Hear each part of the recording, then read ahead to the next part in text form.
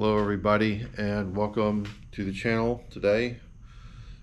Um, let's see.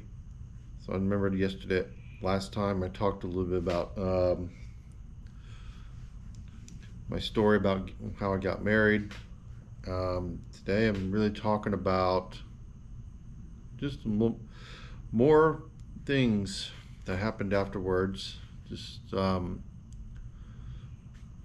I guess this is more just right now, just talking about things I've seen happen in my life, and in relationship to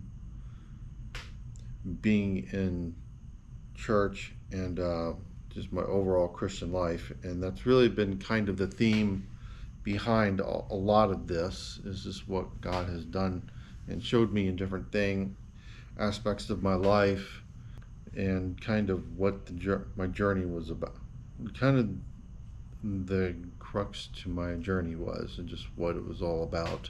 And so my hope is that, my prayer is that this is would encourage anyone who may actually view it, and help them in some way if they're going through something like that maybe I've gone through. I feel like I've dealt with certain challenges that with different people that maybe nobody else has dealt with. But well, my prayer is that hopefully this encourages somebody. So that's really kind of the goal behind this, and also just let God lead me to wherever I go, and whatever I speak about. So that's my prayer today, and I'm just pray now, God, just guide my words and lead me in what I'm going to say here, in Jesus' name, amen. So of course, like I mentioned before, I got married. Everything was really good at Crossway. We were overall very happy there. The only thing that was kind of going on around that time was that I was dealing with kind of a frustrating situation at my job.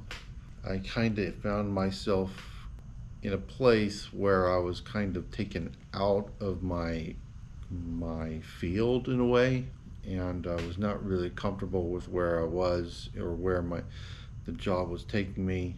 And so I felt, and also it was overall not a very good place to work. So I was trying to find somewhere else for a long time, for a while. For over the course of maybe a few years, I was looking for something else while I was there, and why it all happened that way, who knows.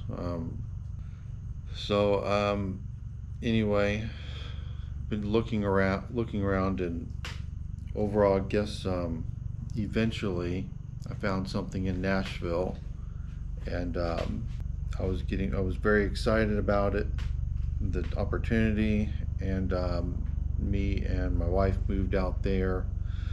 It was hard to leave everybody behind, but for me at the time, it was really kind of felt like the right thing to take the next step in whatever my career is going to be, and that's what I did. And so we moved out to Nashville, found a new place, and of course then I would be close to my parents again, to my mom at least again. And so that had quite a few perks right there. And Emily got to see a new area of the U.S., so it was very exciting for her. So I made that move, and I guess eventually, when I started looking for churches, I remember there were a few places we tried when we first came here. And one thing I did notice is that the churches in Nashville were pretty different. There was, of course, the churches that the church experience I had before I moved to Memphis, but now coming back to Memphis, it was like a lot of things have changed. Um, Everything feels, all the churches I've seen just feels like they have a very commercialized feel to them very often, and they're very extravagant and have this very clean feel to all of them as far as aesthetically, and of course they have the, it feels like, they all do the same, they have a lot of the same patterns in which they do worship or do whatever they do. It's like a similar business model, I suppose. And so that's one thing I've noticed about many and many of them. And even just looking on Google Maps is just like, oh, this looks like this one looks like this one, this one looks like this one, and they all look very, they look like they're very, well, they have a lot of showiness to them. They're just very, other than they have a lot of extravagance and just a lot of big buildings and very nice looking buildings very often. Not all of them, of course, but the ones you typically are drawn to, those have that feel. Maybe that's what this is all. Maybe this is the part of the lesson, is we're constantly drawn to these pretty looking churches, and they just look like they have everything together. And then there's these little tiny churches and nobody gives any attention to. And maybe that's part of the lesson. Is just maybe that's, we need to, if you're looking for a place, you should probably be looking places you haven't considered. Just a thought there. We'll explore it later a little more. So one of the places went to, we went there for about at least a few months, and I don't remember I can't say the name for be sure on 100% on the name, but I believe it was called Grace Place. Don't quote me on that. Um, so they were pretty good. They seemed good. They were more non-denominational, of course, and they we were going to their service for an extended period of time, and I remember eventually I was like, okay, maybe there's some Bible studies or something they have going on, because I know they have them they existed, and so I was asking the people there at the church about them, and there was like, oh yeah, there's this uh, pastor. There's one pastor who deals with the small groups or whatever, and he is the designated person for the small groups. I forgot his name, but I just remember he had a really long beard. He looked like made me think he looked like something you would see out of Amish country. To be honest, with the way his beard was, but it's probably like a statement, making a statement or something. But yeah, he talked. I know he talked to me, and just like getting to know me and know us as a family or something. And eventually, I just know he wasn't immediately trying to connect me with some Bible study. And this is really just the weirdest thing, craziest thing. It's like some these churches, they want to keep people out. I don't know what it is with them. They just seem like they're trying to they're trying to keep everybody from finding out about every group and everything. And sure, it may be have a little bit of, I can understand having a little bit of having a little bit of privacy for everybody. I mean, don't just give everybody his number on the internet or anything like that. But um, the thing is I asked this guy like 3 times. I texted him, "Do you have a Bible study, or do you have a Bible study?" This is the second time. "Do you have a Bible study?" This is the third time, and each time he would say, "Okay, let me see, figure that out. I'll get back to you." And eventually, after the third time, he finally texted us some contact to about a Bible study they have, and it's just kind of that was one thing that kind of irked me. It was just like, are you just trying to keep people out of your church? It's just like, what's the deal? This is like, um, and honestly, even the okay. So I did go to their little Bible study, me and Emily, and it was not too bad. Um, I do remember the guy talking about they were trying to keep people with. I don't know if they're trying to keep the talk. There were some subject matter came up about in the Bible study about trying to vet people and keep well, I don't know if it's contentious or just false people with false ideas or something out of the church or something, and I don't know what the heck was going on, but honestly, I don't think there's reason to be keeping everybody out of your Bible Bible studies by making sure no some people don't know about it. I don't know. I tend to very often I tend to gravitate toward churches that are a little more open about those things and inviting other people. There was another place. I remember it actually does remind me of another church, and that I went to down in the Memphis area. And a little story about that one. Um, I went there with a friend for a few times, and eventually we talked about trying to get into some different small groups or Bible studies there. And the pastor, was trying to, just wanted to meet us and find out kind of about us and why we wanted to join or something. And I was just like, this is just really weird. And the funny thing is, even after that meeting, the guy never got back with us about a Bible study or where can we go to. And basically, fellowship. I mean, the basic goal being to fellowship with people on a personal level, and that's what I typically look for at churches. I don't look for the surface level. Um, let's just come to worship and say hi to each other in the seats type of fellowship. I don't honestly.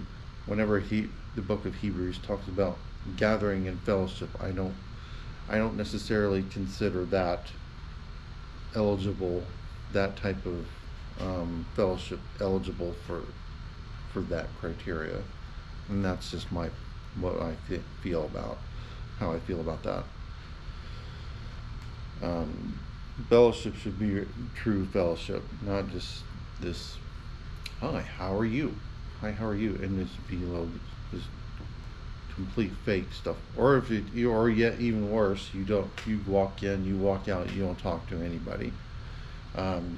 That's if that's the thing, you're not. That's not fellowship. You're in a room with people together. That's not fellowship. No, it's not. Um, hopefully you're worshiping the Lord and learning something from the pastor, but that's not what Hebrews is talking about. So I'm looking at the Hebrews here, chapter 10, verse 25, just to kind of see more exactly what it says. But I'll just read it here. It says, "Not forsaking the assembling of ourselves together as is the manner in some, but exhorting one another, and so much more as you see the day approaching."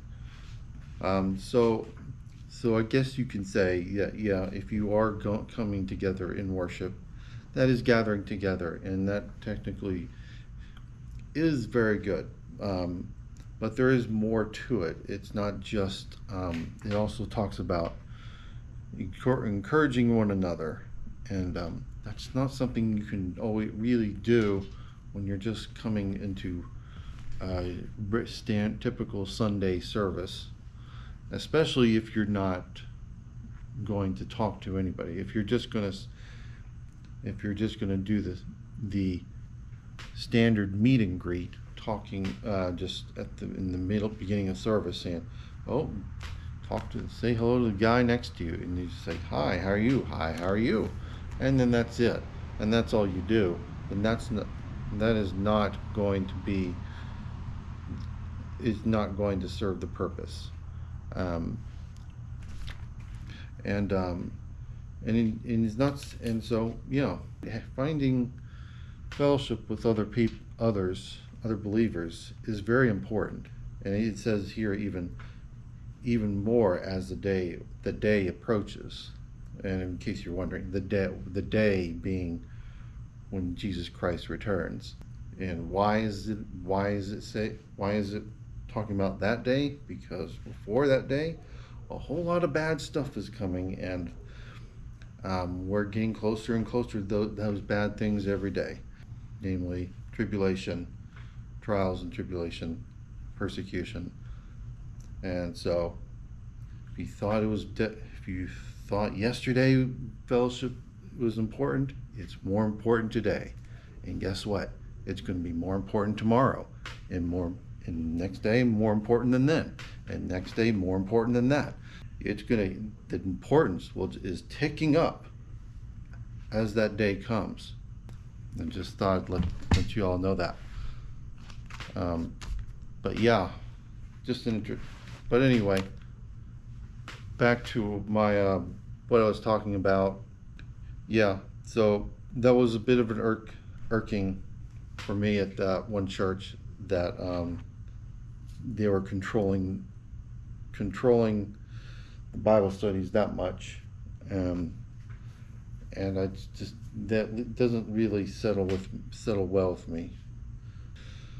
So I did continue to do more searching, and eventually we settled on a place called Hermitage Hills Baptist Church, and they are right there in Hermitage, Tennessee, and that worked. That was a pretty nice place. We noticed there were a handful of people who were very welcoming to us, and it worked out pretty well. Emily got really involved in ESL, which is English as a second language, and so she got a chance to have a lot of people teaching her English, so she can continue to learn how to speak the language here, and get much more fluent in that. And as for me, there was a small Bible study I was going to when I was going while she was in ESL, and eventually I met somebody there. His name is Tim, and we kind of talked a bit, and it was a good friendship we had, and so got to talk about different things from time to time, and it was nice. So overall, seemed like it was a pretty warm place to be. Then, of course, everything was going okay. Up at the Eventually, however, the pandemic hit, and then everyone was like, "Oh boy, the bug, it's here, and what do we do?" And so so a lot of people, of course, were staying in their homes, and one thing about this church is, I guess a lot of people were trying to figure out what they were going to do, and eventually this church decided to really shut down the service and so basically nobody was going to Sunday service, and nothing was happening. And that was like that for a while, of course. And eventually, um, and so I didn't. I think it was not the right decision for them to completely shut down. I think they should have tried to keep things running while actually um, trying to manage it while they could. Because the funny thing is, of course, all this time ESL was running, so Emily was going to classes and all this stuff. She did have ESL kind of more through Zoom, but come 2021, they started up more in person, I believe. But then uh, this church really didn't start up a lot of things, and they were still lagging on other things. But ESL was still um, up and running, which is really bizarre. Is some I kind of didn't agree with that choice. I think I really think they probably should have tried to get things, find a way to get people engaged with other people and make sure they're able to fellowship with one another.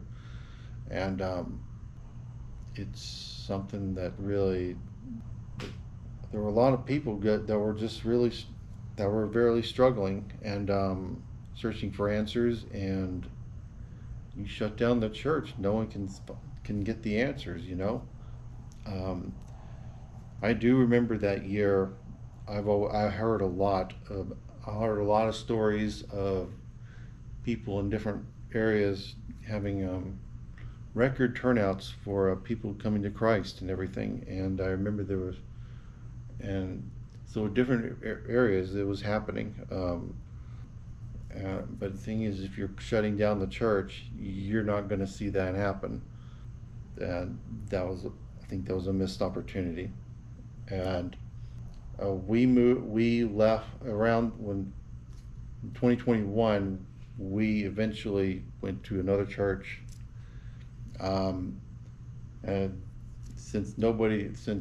that church was not having anything going on, we went to another one, and it was a place in Mount Juliet, and their parking spaces were absolutely packed. So it's just sort of looking at it, it's like, yeah, this everyone's coming to this church because all the other ones have shut down out of fear, and it was not. Can you believe that? Um, and so it is what it is. I'm not sure how they're doing. I'm not sure how Hermit Hills is doing now, but I mean, they seem like they might be kind of getting back to where they were, but for a while it was looking like they lost. I think they lost a lot of their people, to be honest. But yeah, we went to this one church, New Tribe, for a while. It was not too bad. Um, they were they weren't very serious about um, fellowship or just Bible studies or anything like that. There's just something like, oh, we're going to launch this in summer, and then we're going to relaunch it in another season, and then launch it again. It's just like, how many times are you going to launch something? Why is it? Shouldn't it have already been off the ground and flying since after you opened the place? It's just like, why do you have to launch them again and again? And being present is important.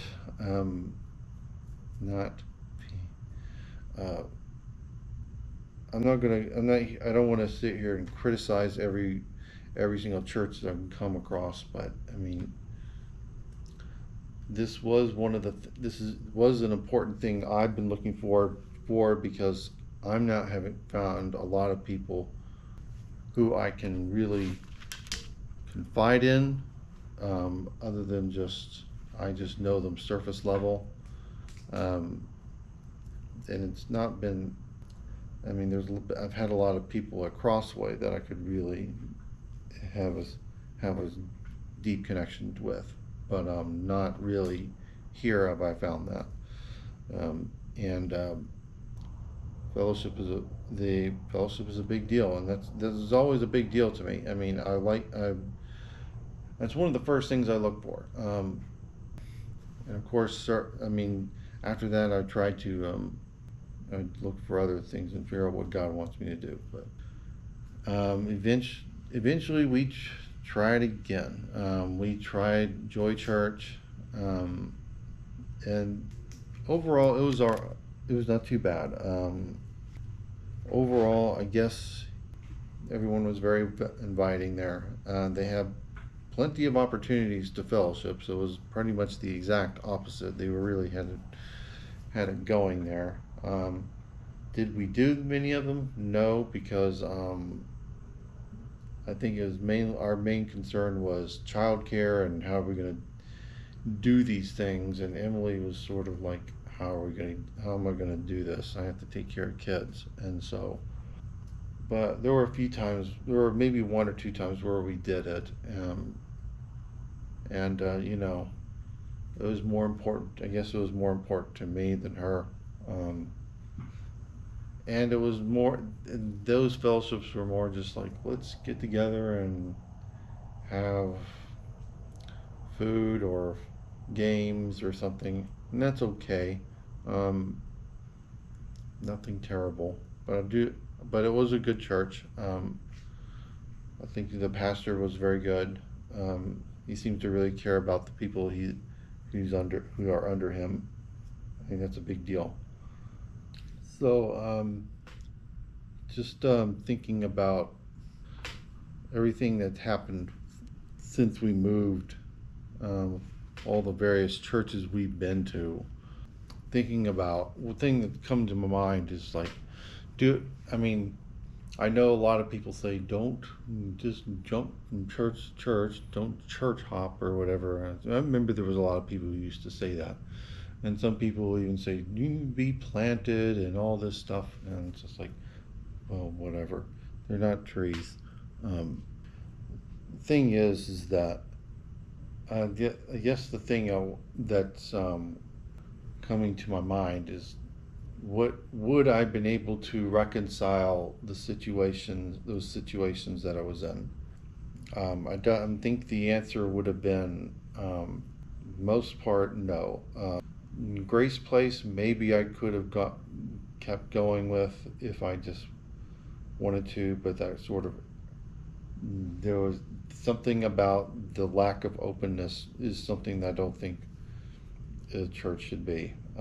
This closed, this closed feeling to churches that were just like everything where you can't really even jump on to a group or an activity or anything if you wanted to. It was just like it's like you come in, you're excited, you're passionate about the Lord.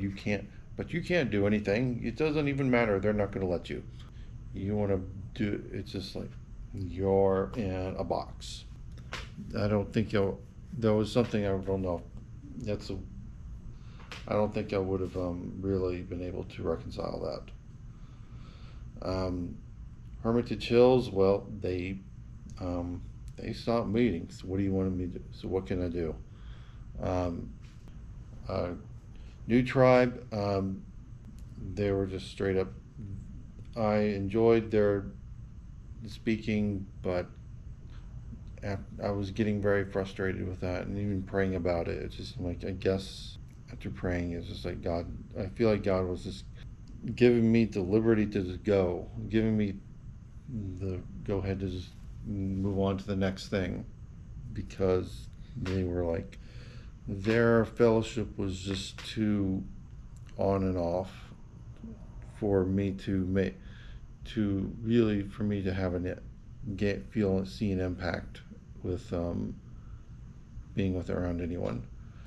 And they were constantly launching and relaunching the same thing, and then it meets, and then it doesn't meet, and then you wait another several months to do it again, and it got tiresome. It's just like, do we? It's like if you were coming on an off season, you would have been had a really difficult time. And I remember there was some groups that were just like they had limits or something, registration limits. It's like, yay. So it was just a very difficult thing. And I remember there was one time there was doing like what was it, that church they were doing, they announced a Bible study. Well, what time was it? It was like 6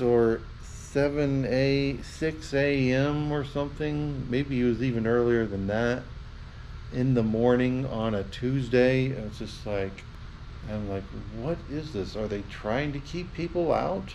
And again, it's just like the lack of openness. But it's like, why announce a Bible study that you're going to make impossible for the regular person to join, unless it's not meant for regular people?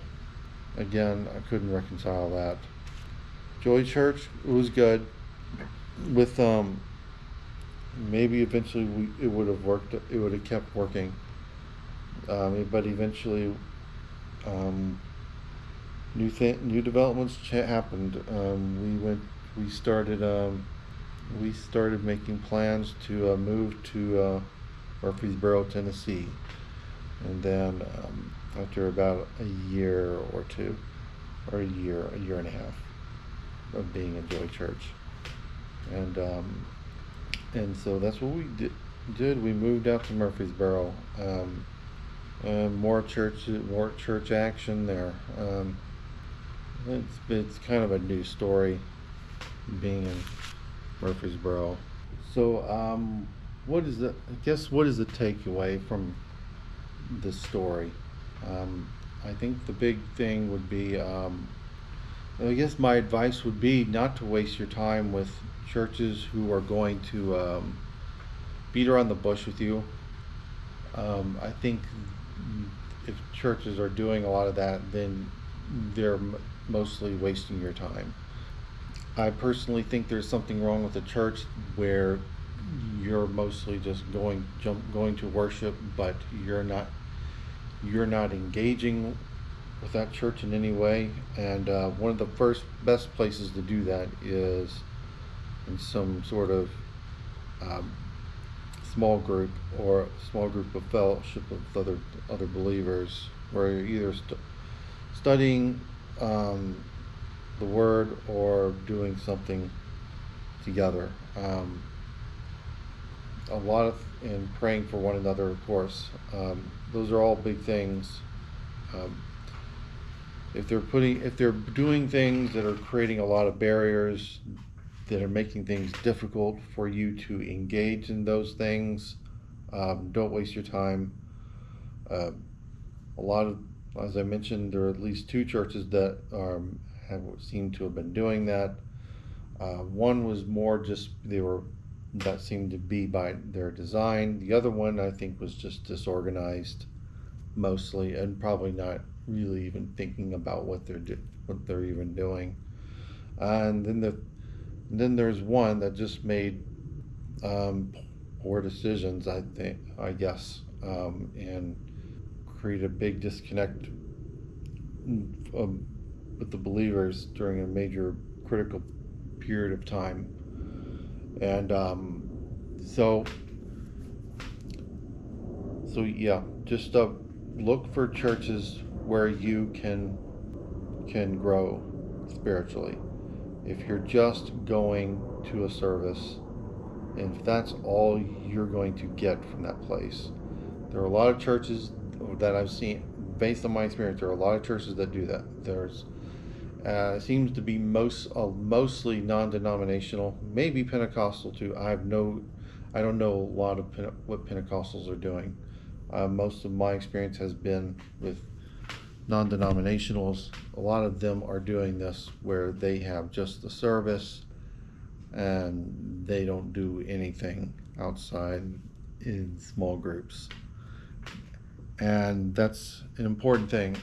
For small groups are an important thing. That's the where the real meat is, and that's where you grow the most.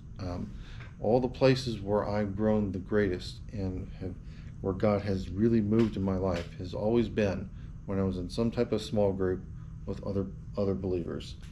If you're not able to get that, then leave. There's something there. If you're feeling like the church by design is keeping you from knowing who's the name of the person next to you, then that's not good. Um, people need to grow, and people need to be fed, and people need to move into the things that God wants them to do. And the best place to start with that is one-on-one fellowship and small groups. That's where it begins. Sure, there are places like the Life Church where it just feels like it's very open. It's very easy to jump in and serve, and you feel like you're friends with everyone. They were the church where they called themselves the church where everybody knows your name, and so of course it was very easy in that type of environment, to really just go do it, and that's great. Absolutely wonderful. But most of the time it's going to happen starting small groups. But that's all I really have to say about that. Just mostly it's a thing about churches that seem to be throwing up barriers from other believers becoming who they need to be. They do. Joy Church, as I mentioned, I don't have a lot of issues with Joy Church, but I mean, the child care could have been helpful, just a thought. But yeah, I think that's all I have. I could go on and on and on about what my thoughts are about all this. But anyway, thank you all for watching. It was and everyone take care. Bye.